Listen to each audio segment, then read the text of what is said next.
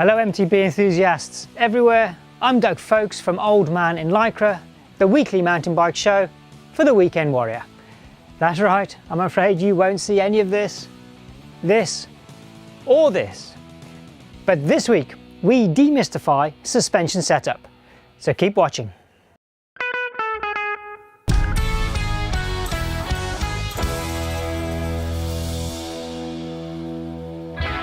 Modern mountain bikes are designed to handle brilliantly, ride smoothly, give you confidence and absorb just about everything that you can throw at them. Suspension design and the components accounts for a large proportion of what a mountain bike costs, but who knows exactly how to set up and fine-tune them? If you get your suspension settings wrong, then things can go south pretty quickly, as this short clip shows from the 2017 Absa Cape Epic first stage. Got your attention? Let's hear what Andrew has to say. Right, so we've got 3, maybe 4 adjustments on most suspension.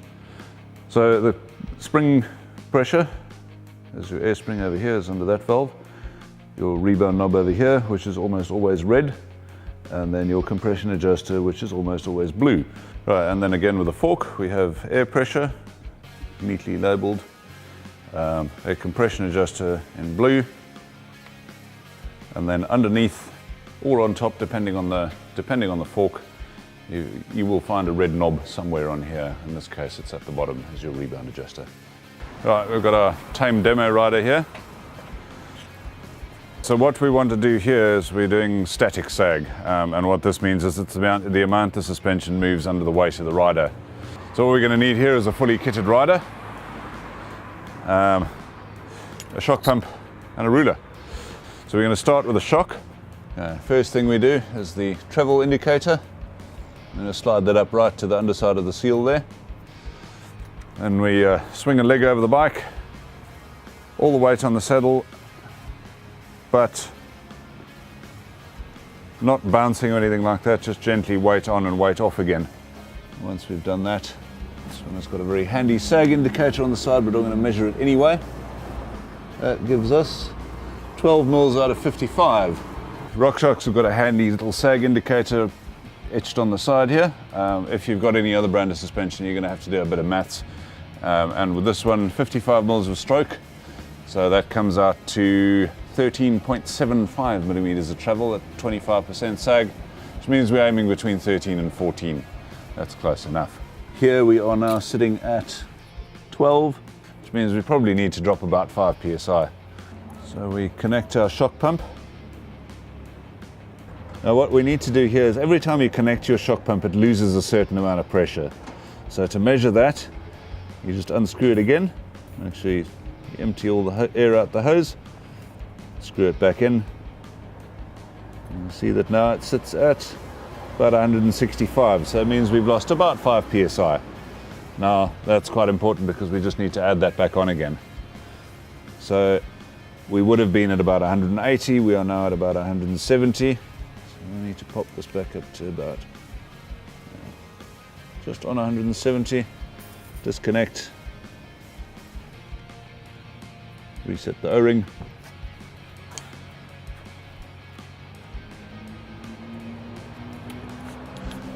Yeah, 25 on the snout, done. Right, so we just need to repeat that until we get to the 25% sag that you can see over there. So now we're going to do the same again with the fork. Reset, make sure your compression's open, valve cap off. Tame rider on the bike. Now this you'll want to do in a standing position for the front. We call this a tack position, but it's basically your balanced riding position. You either need an assistant or a wall. Your alternative is you can do this while you're riding past. Right, so we give that a measure. We are currently on 17 mils of sag. Where we actually want to be is 32.5 at 25%, so anywhere between 32, 33 will be fine. Same with the fork here, connected once, reading 132, disconnect, reconnect, you'll find the fork drops a whole lot less than the shock, it's only lost about 2 psi there. What we're going to want to do, I think, here is probably drop it about 20 psi, just at a guess. A little release button on your fork. Right, back on the bike.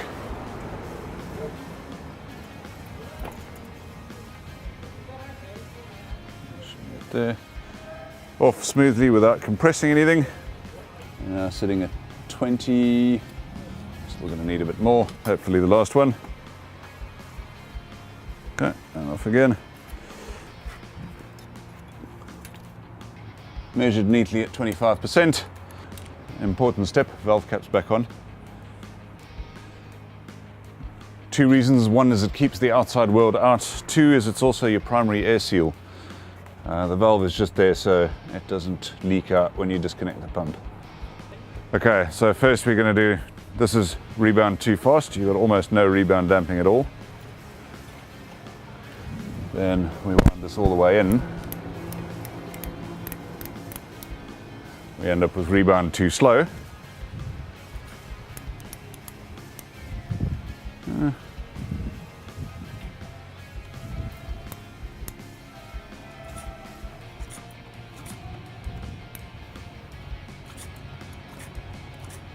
Right, so basically what we're looking for here is slow enough that it doesn't kick you off, and fast enough that in between hits it's got time to recover. So if you hit corrugations or if you hit a lot of things in a row, you've got to have the fork's got to be able to recover fast enough that it can take the next hit. Otherwise what happens is that it pushes, it basically doesn't recover enough and it packs down. So you end up running on a lot less travel than you should. Right, same again with the shock. Too fast.